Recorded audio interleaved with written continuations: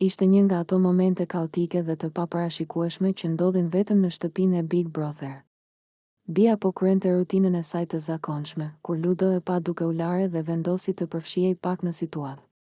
Nuk ishte një veprim serioz, por një kuriozitet i momentit, diçka që shpesh ndodh kur banorët jetojnë bashkë 24 orë. Ai shkoi te Labi dhe i tha: "Të lutem, mbyll pak sytë dhe hajde shih diçka interesante." Ishte një ftesë me humor, që niste një lojë të vogël provokimi dhe rivaliteti. Labi, pa u menduar shumë, pranoi dhe hapi sytë, siç ndodh shpesh në këtë shtëpi, gjërat morën një kthes të paparashikueshme. Banorët tjerë, duke parë situatën, filluan të qeshin dhe të talleshin, duke e kthyer momentin në një skenë qesharake më shumë se sa të sikletshme. Bia, e cila e kuptoi menjëherë çfarë po ndodhte, filloi të bërtas me një kombinim të talljes dhe nervozizmit. "Bobo," i u drejtua me humor dhe një ndjenjë shpërdorimi. Ishte reagimi tipik i dikujt që nuk donte të ishte qendra e vëmendjes, por që shtëpia nuk e lejonte ta shmangte. Ludo dhe Labi nuk e morën shumë seriozisht. Ishte një moment talljeje, një provokim miqësor që rriti energjinë e gjithë dhomës. "I pëlqen?" "E ka të fortë," thoshin disa nga banorët me buzëqeshje dhe sharje të lehta, duke e kthyer gjithçka në një lojë humoristike. Ai moment nuk ishte thjesht për t'u bërë skandal. Ishte një shembull i mënyrës se si banorët e Big Brother e përdorin kuriozitetin, shakat dhe situatat spontane për të krijuar lidhje, për të testuar kufijt dhe për të parë reagimet e njëri tjetrit. Çdo banor kishte një rol, dikush qesh, dikush tall, dikush proteston, dhe kjo ndërveprim ndërtoi dinamikën e shtëpisë. Në fund, situata u qetësua, por tensioni humoristik mbeti në ajër. Bia u tërhoq dhe i tha Ludit dhe Labit se nuk donte më t'i shikonte ato situata. Por të gjithë e dinin, momenti do të mbetej një ndër ato kujtime qesharake që publiku do t'i komentonte gjatë. Në Big Brother Kosova nuk ka moment të vogël.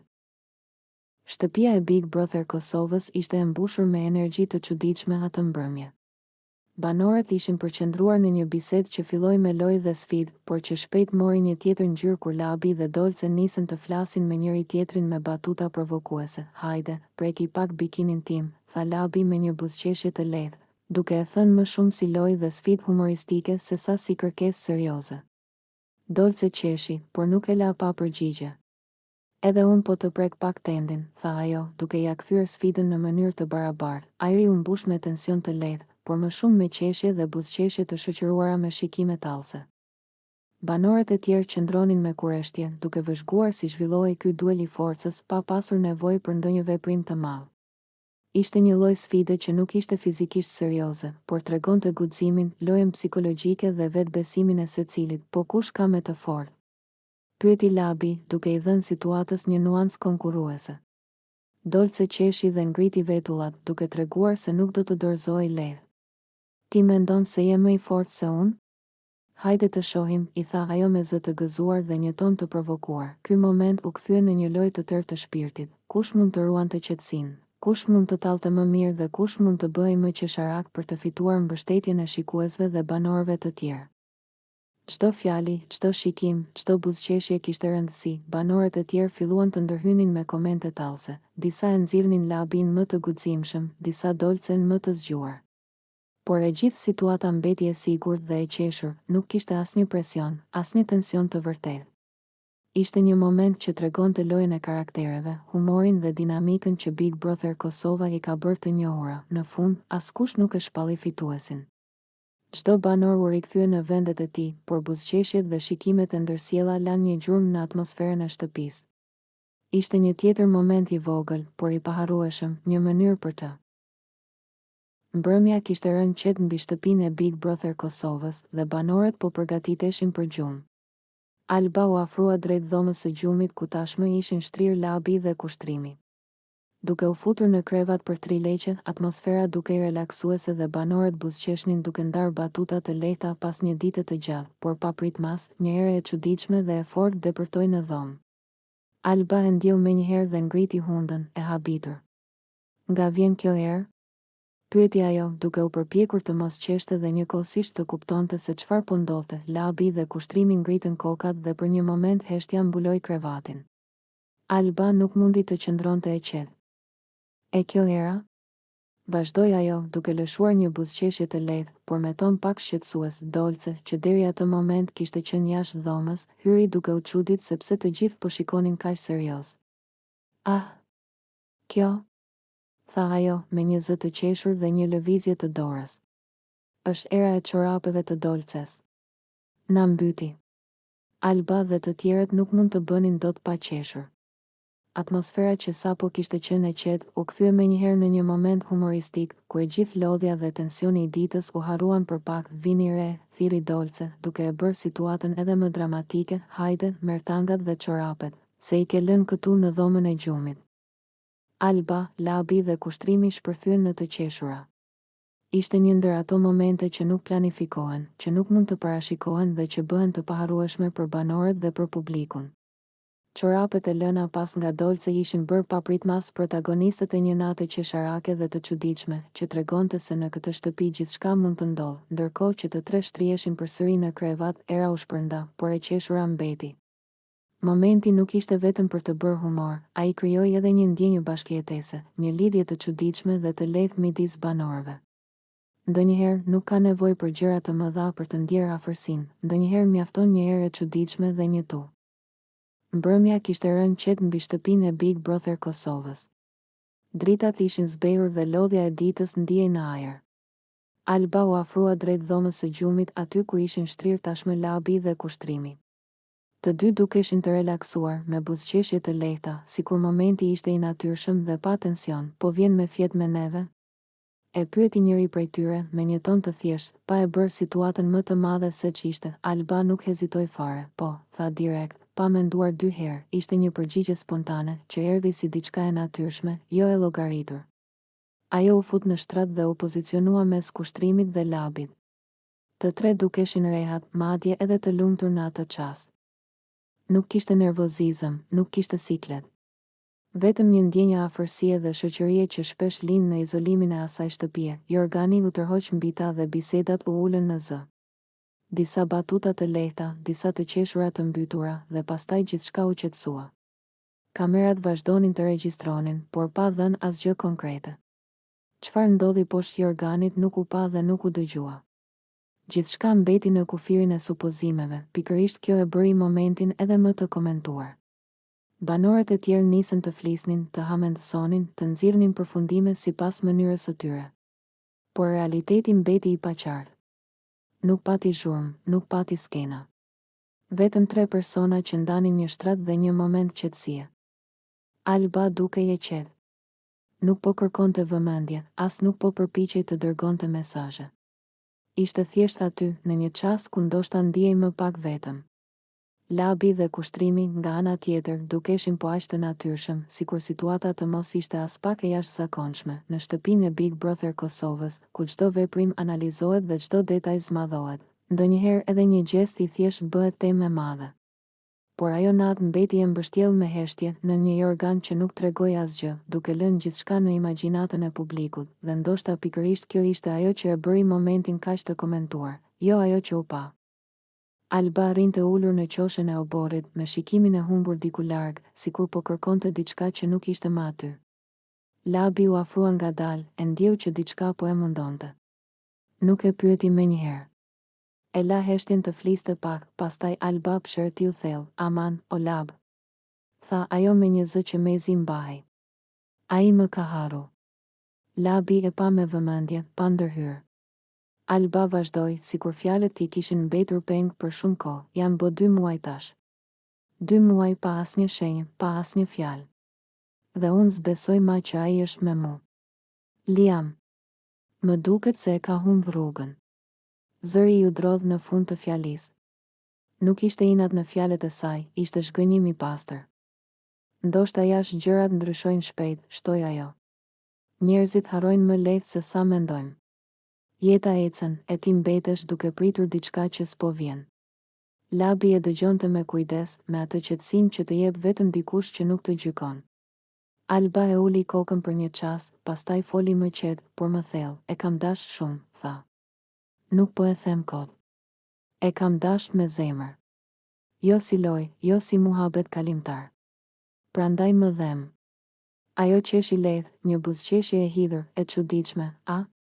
Si mundesh me dash dik kaq shumë dhe prap me undje kaq vetëm? Në sytë e saj kishte mall, por edhe një lloj pranimi që po vinte ngadalë. Alba nuk po kërkonte më premtime. Po kërkonte vetëm ta thoshte të vërtetën e saj me zë të lartë. Ndoshta është faji im që kam besu, vazhdoi ajo. Ndoshta kam dash ma shumë se ç'duaj. Po unë kështu jam. Kur dua fort. Labi më në fund foli, me ton të butë, por Alba nuk po priste përgjigje. I mjaftonte që dikush po e dëgjonte, nëse ai vërtet më ka harru, tha ajo në fund, atëherë s'kam çfarë të bëj. Veç me e pranu. Po dashnia që kam pas për të. Ajo ka qenë e vërtet. Dhe për këtë nuk pendohem. Ajri u mbush me një heshtje të qetë. Jo heshtje dhimbjeje, por heshtje ku fjalët kishin bërë punën e tyre, në shtëpinë e Big Brother Kosovës, ku çdo emocion zbulohet para kamerave. Ky ishte një ma. Toni dhe Alba qëndronin përballë njëri tjetrit, jo si armiq, por si dy njerëz që e dinin mirë peshën e asaj që po thoshin. Në ajër kishte një tension të heshtur, atë lloj tensioni që nuk ka nevojë për zëra të lartë për t'u ndjerë. Alba ishte e qetë, me një buzëqeshje të lehtë që nuk tregonte frikë, por vendosmëri.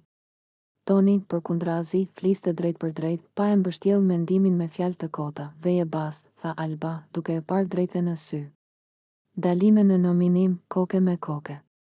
Ishte një fjali e thënë thjesht, por me peshë. Nuk ishte lojë, nuk ishte sfidë boshe.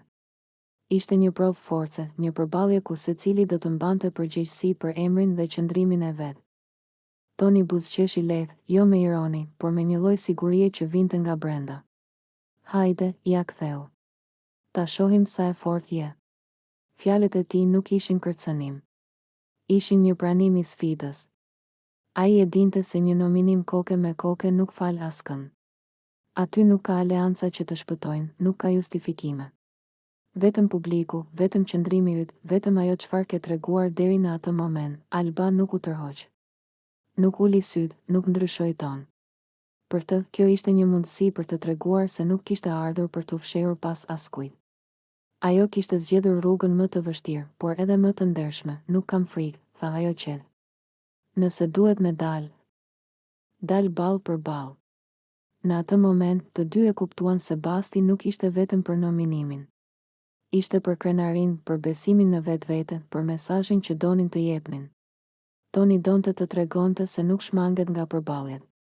Alba donte të tregonte se nuk thyet nga presioni, dhe kështu, pa duar trokitje e pa drama të mëdha, u vendos diçka që do të sillte tension dhe pritje. Një nominim koke me koke, ku secili do të hynte me historinë e vet, me gabimet dhe forcat e veta, sepse në fund, forca e vërtet nuk është të shmangësh rrezikun, por të kesh guximin të përballesh me të. Salla e ndenjës ishte më e heshtur se zakonisht. Kamerat ishin aty, por askush nuk fliste për to. Klodi dhe Eliona qëndronin përballë njëri tjetrit, me një distancë që nuk ishte vetëm fizike. Ishte distanca e fjalëve të pathëna, e ndjenjave që nuk kishin gjetur kur vend për të shprehur plotësisht. Klodi e theu heshtjen i pari. Zëri i tij nuk ishte i ashpër, por i lodhur. Mua më ka ardhur shumë keq që jemi ndarë, tha ai, duke e parë drejt. Nuk e kam marrë lehtë. Asnjë ditë. Fjalët e tij ranë rënd në ajër. Nuk ishin dramatike, por ishin të sinqerta. Ishin ato lloj fjalësh që dalin vetëm kur dikush nuk ka më çfarë të humbas. Eliona e dëgjoi pa e ndërprerë. Fytyra e saj ishte e qetë, pothuajse e ftohtë. Kur foli, zëri i saj ishte i prerë, pa hezitim, jo. Kur, tha ajo. Kjo lidhje nuk ka ardhur kur në shtëpi. Ishte një fjali e fortë. Jo vetëm për Klodin, por për të gjitha ata që po e dëgjonin. Ajo nuk po fliste për një ndarje të thjeshtë, por për diçka që, sipas saj, nuk kishte qenë reale në thelb. Klodi u ndal për një moment. Dukej sikur po përpiqej ta kuptonte jo vetëm atë që po dëgjonte, por edhe gjithçka që kishte ndodhur mes tyre. Ndoshta jo për ty, tha më pas me qetësi. Por për mua ka qenë reale. Nuk kam baloj. Nuk kam ba plane. Kam qenë vetvetja. Ai nuk po kërkonte fajtor. Po kërkonte të drejtën për ndjenjen e tij. Eliona nuk u lëkun. Problemi është pikërisht ky, u përgjigj ajo. Ti e ke jetu ndryshe. Unë e kam pa ndryshe. Kjo shtëpi e nxjerr gjithçka. Dhe unë nuk e kam ndjerë kur që kjo lidhje ishte e fortë sa me u quajt lidhje. Fjalët e saj ishin të drejtë për drejta, pas bukurime. Në Big Brother, çdo gjë e pambyllur kthehet në bar. Ajo po e mbyllte derën, jo me zhurmë, por përfundimisht, Klodi mori frym thellë. Më dhem që e thu kështu, tha. Jo se u ndam, por se e mohon krejt çfarë kam ndjerë. Për herë të parë, Eliona uli pak tonin. Nuk po mohoj ndjenjat e tua, tha. Po flas për të mijat. Ishte një përballje pa brejt. Eliona u ul përballë djemve të shtëpisë me një qetësi që nuk i kishte shoqëruar më parë. Nuk ishte qetësi rehatje, por qetësi vendimi. Dukej sikur kishte menduar gjatë për atë që do të thoshte dhe nuk donte më ta shtynte. Dua me ju sqaru diçka, filloi ajo, duke I parë një nga një. Jo për me u justifiku, por për me qenë sinqert. Ajo mori frym thellë, jam penduar shumë për disa gjëra që kam ba në shtëpi. Për disa reagime, për disa zgjedhje. Sidomos kur kam leju që ndjenjat me më çun në drejtime që nuk më përfaqësojnë. Djemtë e dëgjonin pa e ndërprerë. Ishte hera e parë që Eliona fliste kaq hapur, pa mbrojtje, pa ton mbizotërues. Në këtë shtëpi gjithçka duket më e madhe se ç'është, vazhdoi ajo. Emocionet, fjalët, lidhjet. Dhe unë kam kuptuar një gjë, nuk ja vlen me u humb duke dash dik, kur në atë proces humb veten. Pastaj erdhi pjesa që e dinte se do të ngjallte reagime, për këtë arsye jam nda edhe me tonin. Fjalët ranë qetë, por ranë, nuk ka pas dramë, nuk ka pas tradhti, nuk ka pas lojë të fshehtë. Ka pas thjesht një moment ku e kam kuptuar që kjo lidhje nuk po më bënte mirë. As ati, as mua. Ajo I kryqëzoi duart, jo nga pasiguria, por nga vendosmëria, ndoshta jashtë do të ishte ndryshe, por këtu brenda çdo gjë testohet. Dhe unë e pash veten duke u sjell në mënyra që nuk më pëlqenin. Duke u mbyllur, duke u acaruar, duke u larguar nga ajo që jam. Njëri nga djemt tentoi të fliste, por ajo e vazhdoi me respekt, nuk po them që tojni ka faj. Jo. Kjo është zgjedhja ime. Dhe po, jam penduar që nuk e kam kuptuar më herët. Ajo ndaloi për një çast, pastaj shtoi me një sinqeritet të fortë, kam mësuar që nuk ja vlen me dash askënd, nëse për atë dashni duhet me u shkatëru nga brenda. Në dhomë ra heshtje. Jo e sikletshme, por e mendueshme. Djemt nuk po dëgjonin thjesht një ndarje, por një reflektim, e kam dash qetësinë time, përfundoi Eliona. Dhe në këtë lojë, qetësia është luks. Por unë e zgjedh. Nuk kërkoj aprovime. Nuk kërkoj mi. Klodi qante në krahët e lëndrimit pa u përpjekur ta fshite më veten. Lotët I rridhnin ngadalë, jo si shpërthim, por si një lodhje e gjatë që më në fund kishte gjetur një vend ku të pushoj. Trupi I tij ishte I rënduar, jo nga pesha e momentit, por nga gjithçka që kishte mbajtur brenda për kaq kohë. Lëndrimi nuk fliste. E mbante fort me një qetësi që nuk vinte nga forca, por nga kuptimi. Unë kur nuk kam dashur me baloj, tha Klodi mes frymëmarrjes së thyer. Zëri I dridhej, jo nga frika, por nga padrejtësia e ndjesisë se ishte keq kuptuar. Gjithçka që kam ba, e kam ba se kam dashur me e mbrojtur Elionën. Ajo fjali dukej sikur mbante brenda gjithë historinë e tij. Klodi nuk ishte nga ata që flasin shumë. Ai kishte zgjedhur gjithmonë heshtjen si mënyrë për të mos lënduar, për të mos e përkeqësuar situatën. Por heshtja, me kalimin e kohës, I ishte kthyer në bar. Çdo gjykim I gabuar, çdo fjalë e hedhur pa e ditur të vërtetën, e kishte gërryer nga brenda. Ai e dinte çfarë kishte ndjerë dhe pse kishte vepruar ashtu, por bota rrallëherë ndalet për të dëgjuar arsyet. Eliona për të nuk kishte qenë kurrë një lojë, kurrë një situatë për të shfrytëzuar apo për të dukur. Ajo kishte qenë një përgjegjësi emocionale, një njeri që ai e kishte parë të brisht në momente kur askush tjetër nuk po shikonte. Dhe kur shet dikë të tillë, mendoi ai, ose largohesh, ose qëndron për ta mbrojtur. Klodi kishte zgjedhur të qëndronte, në krahët e lëndrimit, ai më në fund e lejoi veten të thyej. Nuk ishte dobësi, ishte çlirim. Lëndrimi e dinte këtë. Prandaj nuk e ndërpreu, nuk I dha këshilla boshe. Thjesht ishte aty. Nganjëherë, mbështetja më e madhe është prania që nuk të gjykon. Unë e di kush jam, vazhdoi Klodi me zë të ulët. E di çfarë kam dashur me ba. Po më dhem që nuk u pa ashtu. Dhimbja e tij nuk vinte nga humbja e një imazhi, por nga fakti që qëllimi I tij I pastër ishte keq interpretuar. Ai nuk kërkonte të dukej hero. A i thjesht nuk donte që Eliona të mbetej vetëm në. Klodi qante në krahët e lëndrimit pa u përpjekur ta fshite më veten.